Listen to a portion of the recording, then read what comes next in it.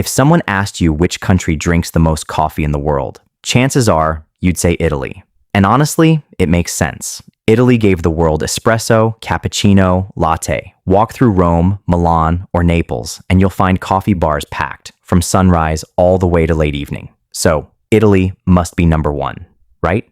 Actually, no. By per-person consumption, Italy ranks far lower than most people expect, around 13th globally, well behind countries like Germany and even Brazil.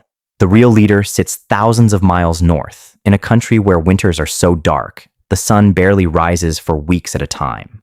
And there, coffee has quietly become part of daily life. That country is Finland. But before we find out how this small, northern nation became the world's biggest coffee-consuming nation, I want to know something from you. So, where in the world are you watching from? And what's your daily coffee count? Drop it in the comments below. Now, let's find out how Finland became the world's biggest coffee lover.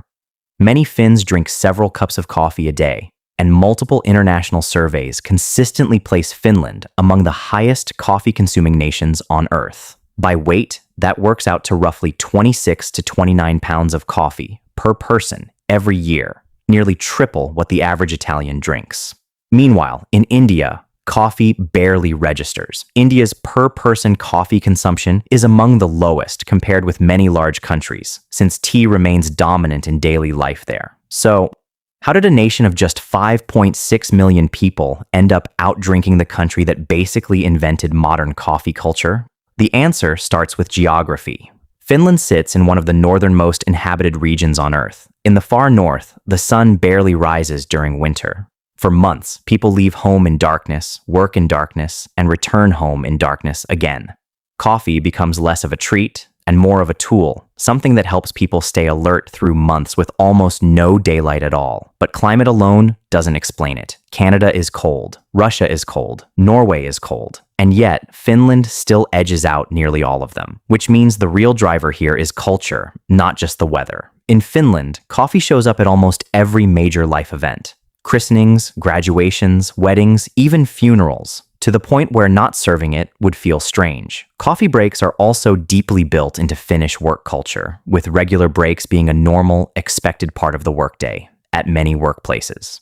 Over generations, these small, repeated rituals didn't just become a habit. They became part of how Finns socialize, period. And here's the twist. Finland doesn't grow a single coffee bean. Every cup has to be imported from thousands of miles away. Coffee first reached Finland in the 1700s through European trade routes. Back then, it was a luxury. Expensive, rare, reserved for the wealthy. But as global trade expanded, it stopped being a luxury and became routine. Finns kept the habit alive even through wartime shortages in the 1940s, brewing substitutes from barley and rye until real coffee beans returned after the war. And unlike much of the world, Finns tend to keep it simple.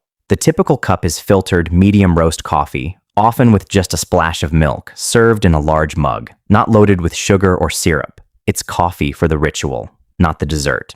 Now, compare that to Italy. Italians drink around 1.6 cups a day on average, and the country actually ranks 7th in the world by total volume consumed, not per person. The gap comes down to serving size. A traditional espresso shot is just 25 to 30 milliliters, built to be downed quickly while standing at a bar, not sipped slowly from a mug 4 times that size. Italians drink coffee constantly. They just drink it in small, fast doses. Italy shaped how the world drinks coffee. It just doesn't drink the most of it. There's one more wrinkle worth knowing, because it's the detail most videos on this topic get wrong.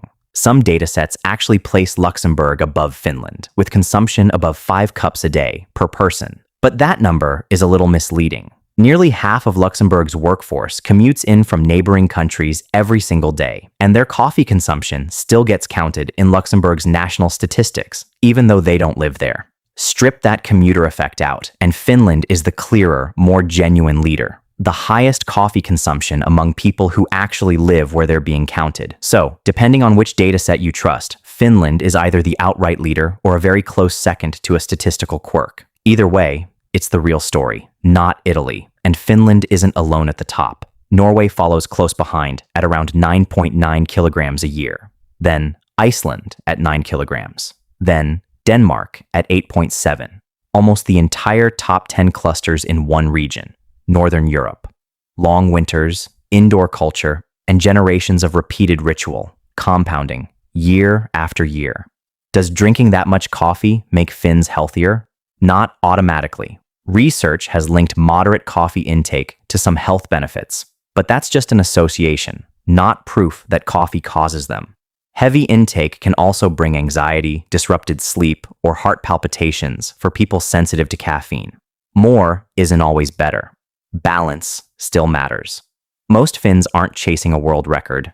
They're just repeating a routine their parents and grandparents repeated before them. Coffee at breakfast, coffee at work, coffee with guests, coffee as an old, unspoken form of hospitality. Italy gave coffee its global image. Finland just quietly drinks the most of it. No plantations, no coffee-growing climate, just 3 centuries of habit turned into identity. So, the next time you pick up a cup, ask yourself, if Italy built coffee's reputation, why did a country with 0 coffee farms end up drinking it the most?